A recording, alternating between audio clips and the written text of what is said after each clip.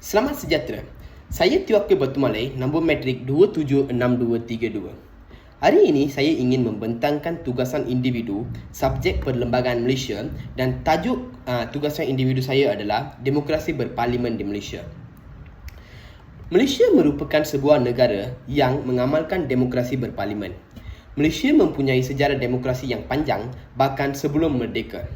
Demokrasi berparlimen ialah satu bentuk kerajaan di mana ketua negara adalah raja berperlembagaan dan parlimen adalah badan utama kerajaan. Yang di-Pertuan Agong ialah ketua negara Malaysia. Pembentukan kerajaan menggunakan sistem demokrasi berparlimen bertujuan untuk mentadbir sesebuah negara supaya kehidupan rakyat dilayan secara aman, bebas dan adil serta saksama. Demokrasi berparlimen di Malaysia juga telah diubah suai apabila ia mengandungi syarat untuk sistem ini. Di bawah syarat demokrasi berparlimen, pengasingan kuasa antara eksekutif, perundangan dan kehakiman dibahagikan kepada 3 bahagian. Parlimen Malaysia adalah lambang keutuhan negara demokrasi berparlimen. Seterusnya adalah konsep demokrasi berparlimen di Malaysia. Demokrasi ditakrifkan sebagai pemerintahan oleh rakyat atau oleh wakil rakyat dalam pilihan raya atau pemerintahan demokrasi ini dilaksanakan secara perwakilan oleh rakyat. Manakala sistem demokrasi berparlimen di Malaysia memberi hak kepada semua rakyat untuk memilih calon kerajaan melalui proses pilihan raya. Ini bermakna kerajaan tidak akan berada di tangan satu parti selama-lamanya dan kelebihan demokrasi ialah rakyat berhak untuk menolak atau menggantikan kerajaan sedia ada sekiranya tidak menunaikan tanggungjawab untuk membangunkan negara dengan baik. Demokrasi ini terbagi kepada dua bahagian iaitu demokrasi langsung dan tidak langsung. Demokrasi langsung ialah apabila orang membuat keputusan sendiri seperti mengundi dan lain-lain. Manakala demokrasi tidak langsung ialah apabila orang membuat keputusan secara tidak langsung dengan bergantung kepada wakil rakyat yang dilantik.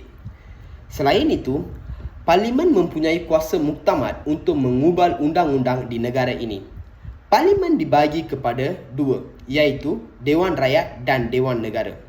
Wakil rakyat akan membincangkan masalah rakyat dan mengubah serta melaksanakan dasar serta garis panduan untuk kepentingan masyarakat dan negara di parlimen.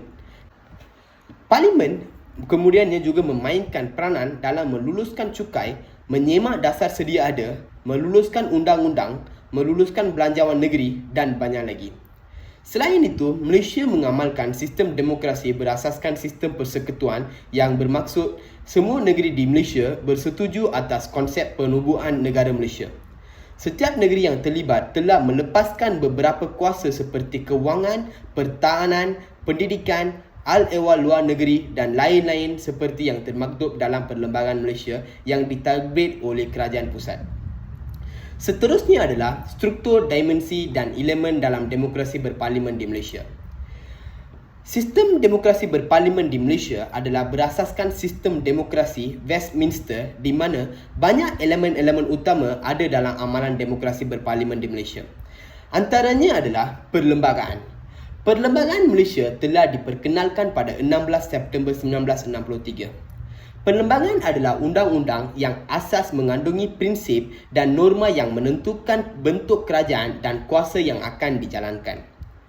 Perlembagaan negeri telah mewujudkan pembahagian kompetensi antara kerajaan negeri dan kerajaan persekutuan yang perlu difahami dalam senarai persekutuan, senarai negeri dan senarai bersama.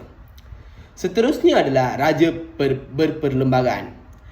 Malaysia memperkenalkan sistem demokrasi berparlimen di bawah pentadbiran Raja Perlembagaan dengan Seri Paduka Baginda yang di-Pertuan Agong sebagai ketua negara.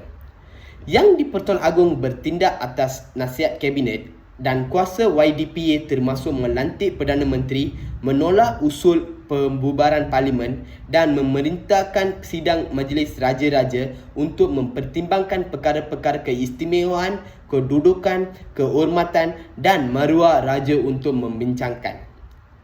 Raja Melayu YDPA dipilih secara bergilir-gilir daripada 9 Raja Melayu dari 9 negeri. Seterusnya, Badan Perundangan Parlimen. Parlimen ialah badan yang menggubal undang-undang di tahap persekutuan dan parlimen yang terdiri daripada Yang di-Pertuan Agong, Dewan Negara serta Dewan Rakyat seperti yang ditakrifkan oleh perlembagaan. Menteri Endala berunding dengan Peguam Negara sebelum sesuatu cadangan dan dasar menjadi rang undang-undang dalam proses penggubalan. Menteri itu memberitahu Setiausaha Dewan Undangan Negeri dan Setiausaha Dewan Rakyat tentang keinginannya untuk memperkenalkan peraturan itu selepas diluluskan. Ahli Parlimen akan menerima pengedaran rang undang-undang daripada Setiausaha Dewan. Seterusnya adalah Badan Pelaksana, Jemaah Menteri dan Kementerian. Menteri bertanggungjawab akan mengarahkan kementerian untuk melaksanakan undang-undang, rancangan dan dasar kerajaan. Badan yang bertanggungjawab untuk penguatkuasaan undang-undang ialah Kabinet, yang merupakan badan pembuat keputusan politik yang tinggi di negara ini dan menjalankan kuasa eksekutif di peringkat kerajaan persekutuan atau pusat. Kabinet akan melaksanakan tugasnya berdasarkan keputusan yang telah dibuat. Badan Kehakiman Mahkamah. Terdapat dua kategori mahkamah iaitu Mahkamah Rendah dan Mahkamah Utama. Mahkamah mempunyai kuasa perundangan dan eksekutif yang penting. Kuasa mahkamah termasuk kuasa untuk mentafsir perlembagaan, mentafsir dan menguatkuasakan undang-undang, menegakkan undang-undang dan menghentikan tindakan kerajaan yang menyalahi undang-undang. Elemen penting badan kehakiman selain tidak memihak ia adalah bebas daripada kawalan cabang perundangan dan eksekutif. Yang di-Pertuan Agong melantik hakim atas nasihat Perdana Menteri dan juga boleh menggantung pelantikan hakim. Seterusnya, pemerintahan rakyat, parti politik dan pilihan raya. Malaysia mengamalkan sistem politik sebagai parti yang dipinjam daripada Britain. Politik kepartian bermakna perjalanan politik dibuat memihak kepada parti yang menang dan atau yang memerintah. Pilihan raya di Malaysia dijamin oleh perlembagaan, persekutuan dan pilihan raya bukan sahaja penting dari segi sistem demokrasi tetapi penyertaan masyarakat sebagai pengundi amat penting dalam memilih kerajaan yang memerintah serta corak sistem keadilan sosial dan proses dalam negara. Pilihan raya adalah cara untuk memilih wakil rakyat ke Dewan Rakyat dan Dewan Undangan Negeri dengan mengundi. Rakyat menyatakan hasrat dan keperluan mereka melalui wakil yang mereka pilih dalam pilihan raya. Seterusnya adalah pelaksanaan demokrasi berparlimen di Malaysia. Demokrasi berparlimen di Malaysia dilaksanakan dari segi beberapa aspek yang penting untuk memastikan urusan negara ditangani dengan telus dan adil.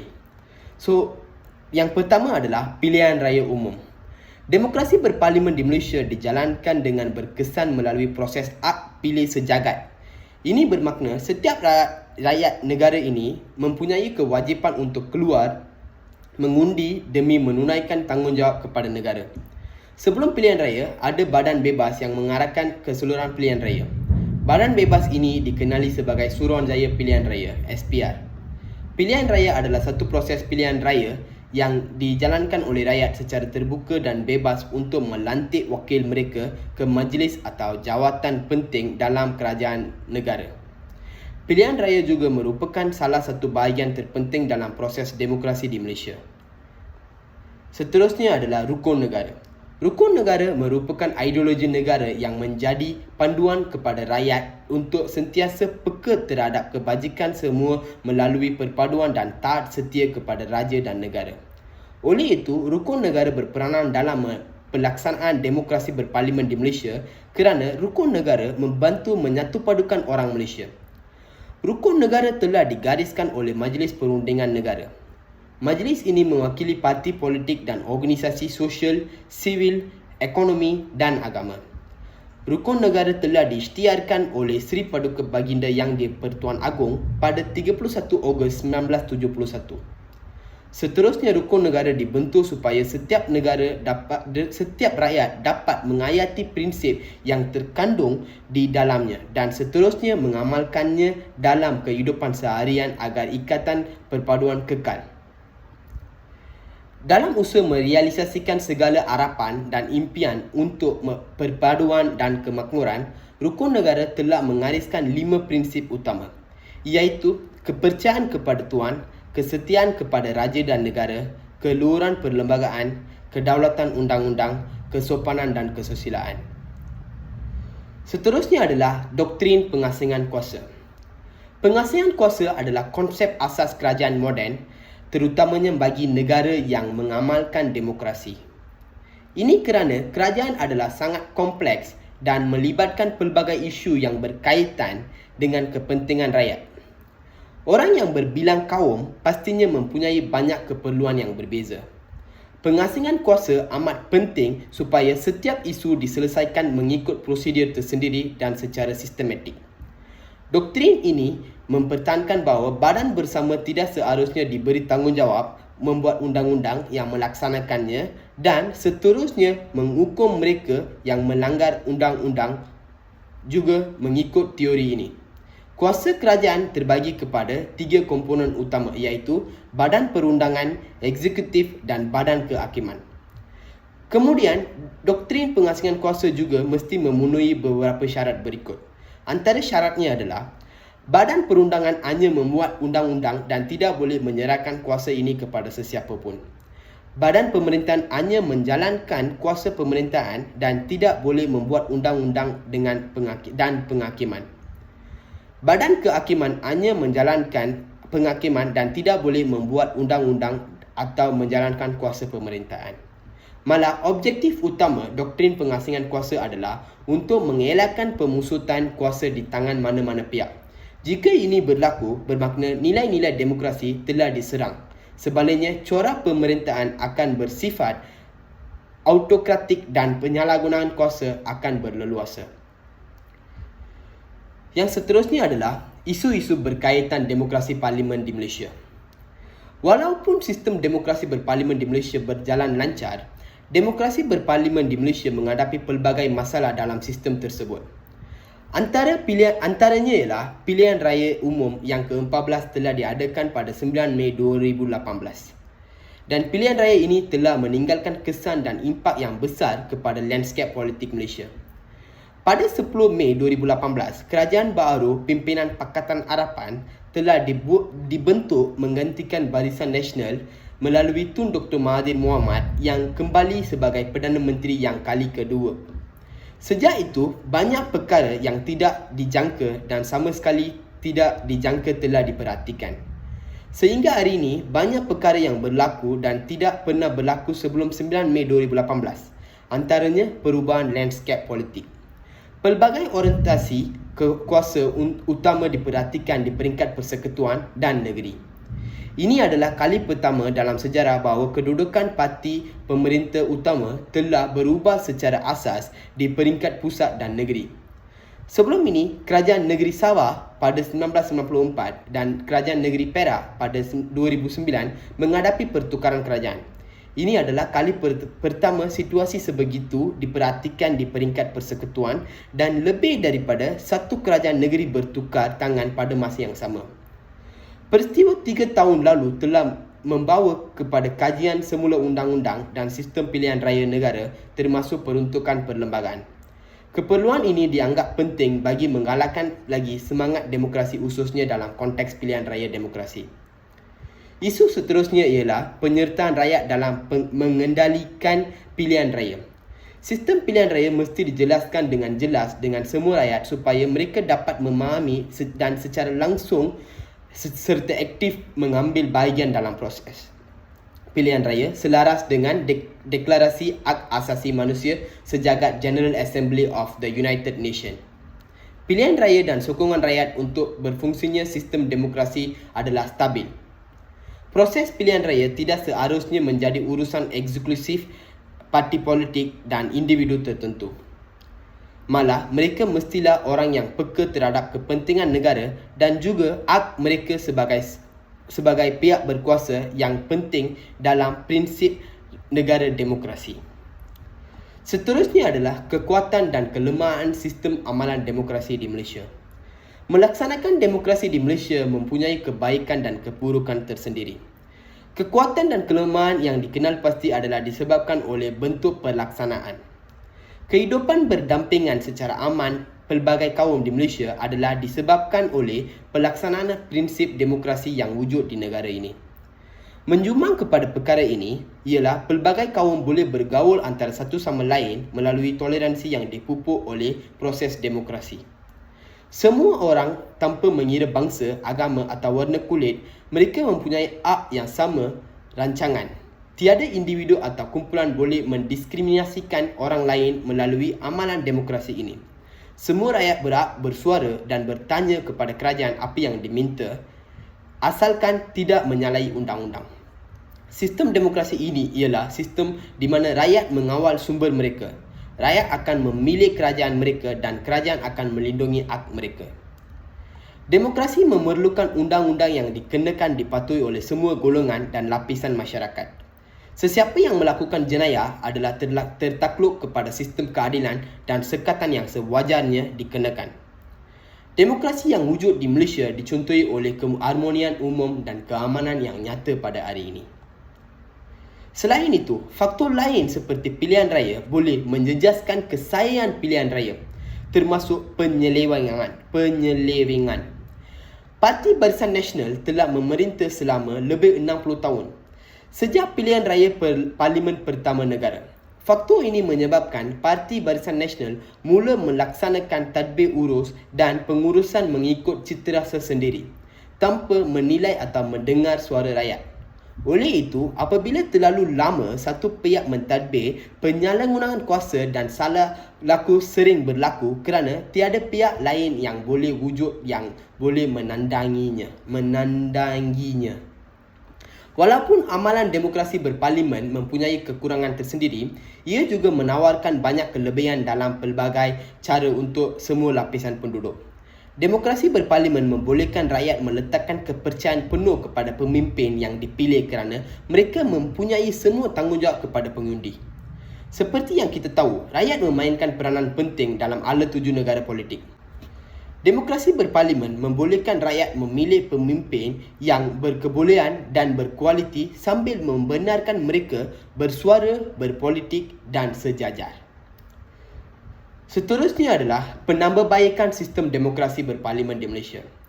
Antara cadangan penambahbaikan sistem demokrasi di Malaysia yang dapat diberikan melalui isu-isu yang dibincangkan di atas berkenaan pilihan raya adalah seperti perubahan dalam parti kerajaan, di mana sistem demokrasi dalam dilaksanakan dengan lebih telus jika setiap 2 hingga 3 PRU berlaku pertukaran parti kerajaan. Lagipun, apabila satu parti mentadbir terlalu lama, terdapat lebih banyak ruang untuk penyalahgunaan kuasa dan salah laku.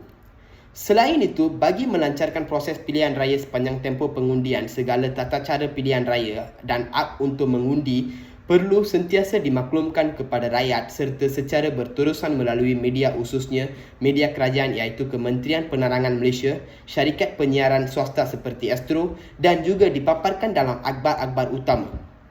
Justru, program pendidikan pengundian yang mencukupi termasuk penyiaran melalui radio seperti lagu dan ilustrasi komedi di mana dapat mendidik orang ramai tentang kepentingan mengundi, cara betul membuat pengundian dan mengapa rakyat harus mengundi wajar menjadi tumpuan oleh pendidik pengundi. Dan kesimpulannya adalah, secara umumnya, persamaan yang ketara dalam sistem raja perlembagaan ialah wujudnya kerajaan beraja dalam sesebuah kerajaan yang pemerintahan dan kuasanya dibatasi oleh perlembagaan sama ada bertulis atau tidak. Dari sudut falsafah, konsep raja perlembagaan kuasa adalah luas dan pelbagai. Apa yang jarang dibincangkan apabila membincangkan kuasa dan kuasa yang terhad itu ialah bagaimana falsafah raja berperlembagaan sebenarnya menjangkau jauh melangkaui kerangka politik perlembagaan. Kesimpulannya ialah, di sebalik kuasa dan kuasa raja yang terhad di bawah perlembagaan, perlembagaan juga yang menegaskan kuasa dan peranan penting baginda dalam menghidupkan semula fungsi demokrasi berparlimen walaupun segala kekacauan masih berada pada tahap yang baik kerana terdapat institusi beraja yang telah dijalankan tugasnya dengan betul dan berjaya mengikut semangat perlembagaan. Secara tidak langsung, ia menunjukkan peranan raja yang lebih unggul sebagai penjaga perlembagaan yang termaktub. Perbincangan yang teliti dan ilmiah mengenai perkara itu mungkin lebih sesuai dikaji oleh mereka yang mempunyai latar belakang undang-undang dan perlembagaan. Erti kata lain, negara yang mengamalkan demokrasi seperti di Malaysia ini perlu saling membantu rakyat yang masih ketinggalan untuk mengisi jurang perbezaan dan kekosongan yang wujud dalam masyarakat seperti pendidikan dan ekonomi. Itu saja daripada saya. Terima kasih.